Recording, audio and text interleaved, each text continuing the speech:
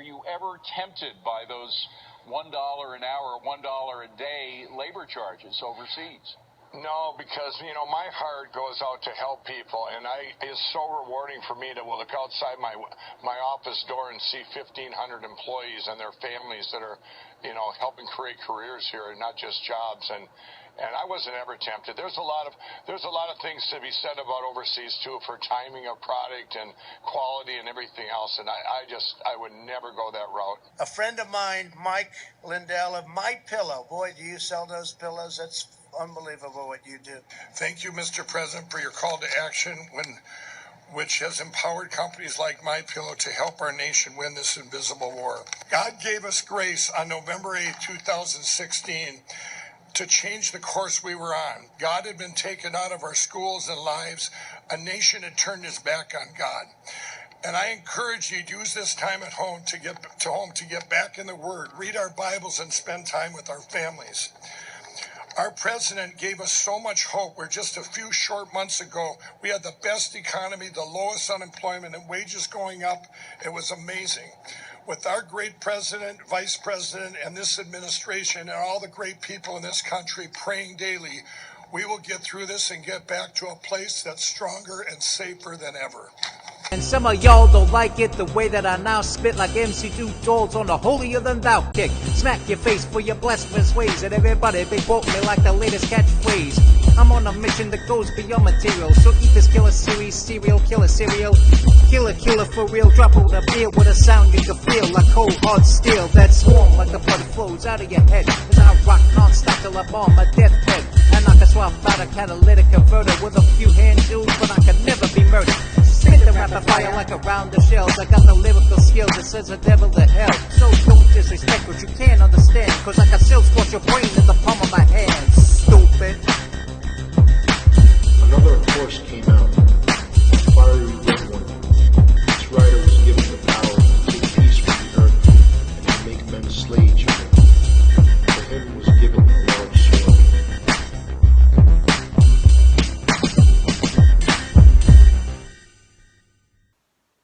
Okay, in this video, I'm going to be covering Mike Lindell, Hydroxychloroquine, and Emma Dinosaur.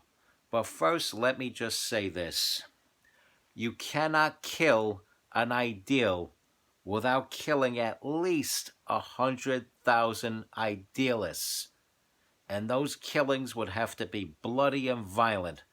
Now, my question to you would be, how far would you go to stop me from spreading my influence and spreading my message? How far would you go to stop me from my mission to do that? Especially if you knew that there was no non-violent way to do that. And that segues right into my story of Mike Lindell. As you know, Mike Lindell is a Minnesota native and the founder of the company My Pillow.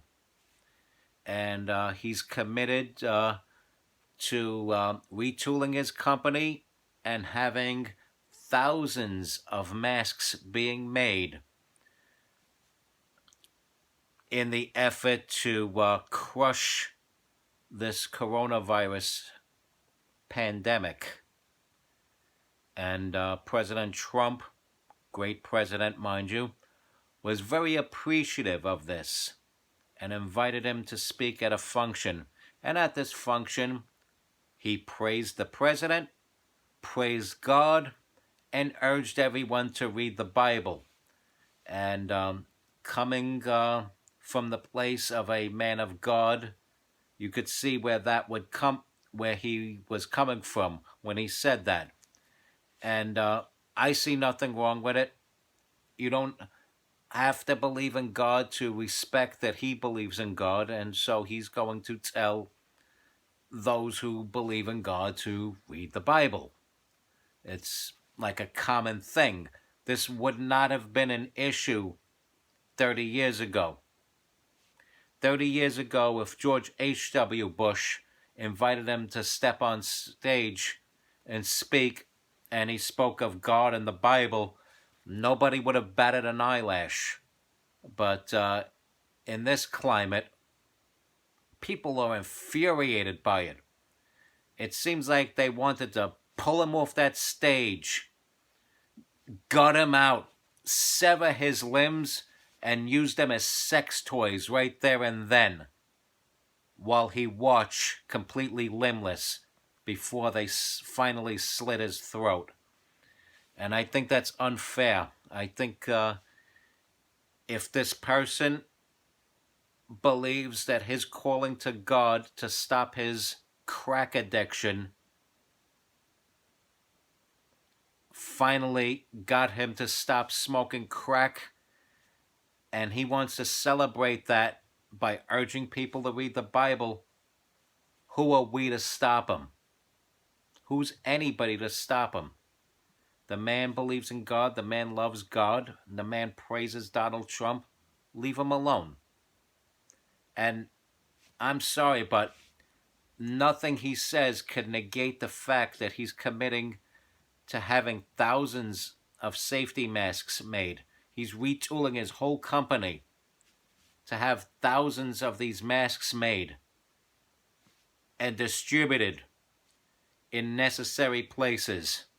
At no charge, mind you. This man's company is based in Minnesota. Minnesota is, of course, in the good old US of A. And he was not tempted to go overseas with his factory. He was not tempted to take that $1 a day slave labor and take advantage of that.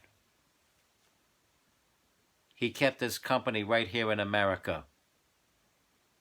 And he deserves some sort of commendation for that. Whether you're religious or not, putting America first, which is what Mike Lindell did, is something that he should be commended for.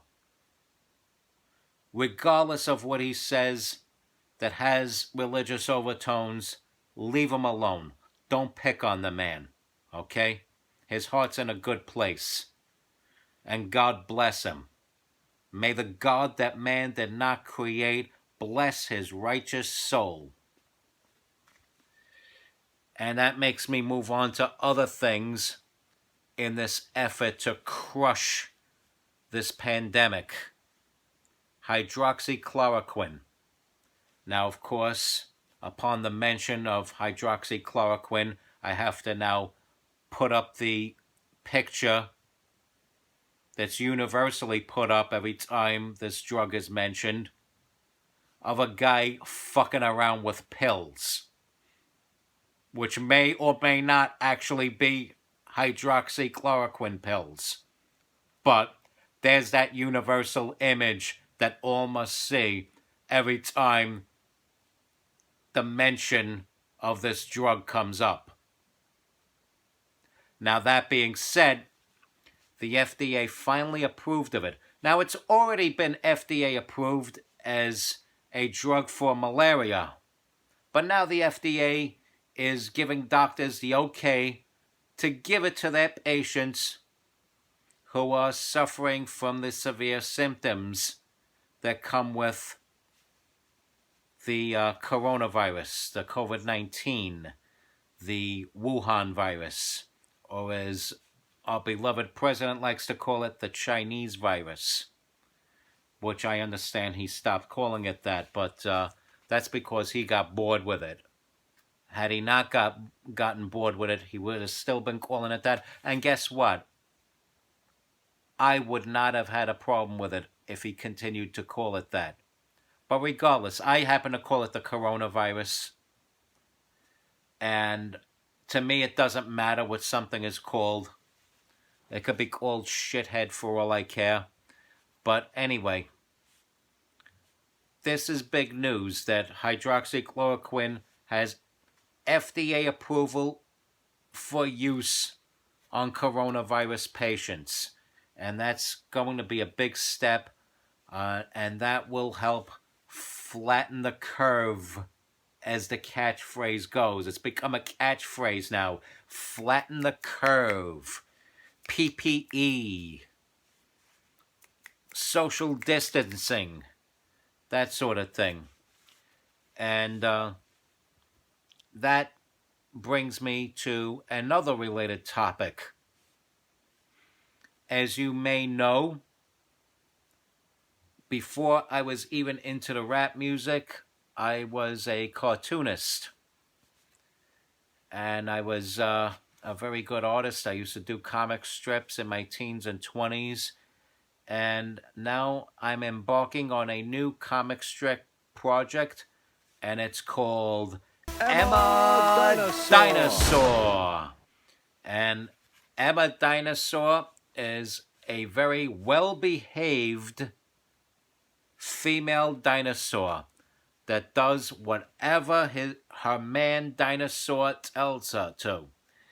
And I think she's a good example for women all around the world. She teaches women their place and how to be a woman. And just look out on your newsstands for Emma Dinosaur. That being said, I want to always unify the people for one common cause under one umbrella of very important recommendations and regulations. Respect God, watch out for the Illuminati, listen to my music, follow my ways, stay strong, keep kicking that slang. It's your boy in the building, MC Too Tall. Emma Dinosaur.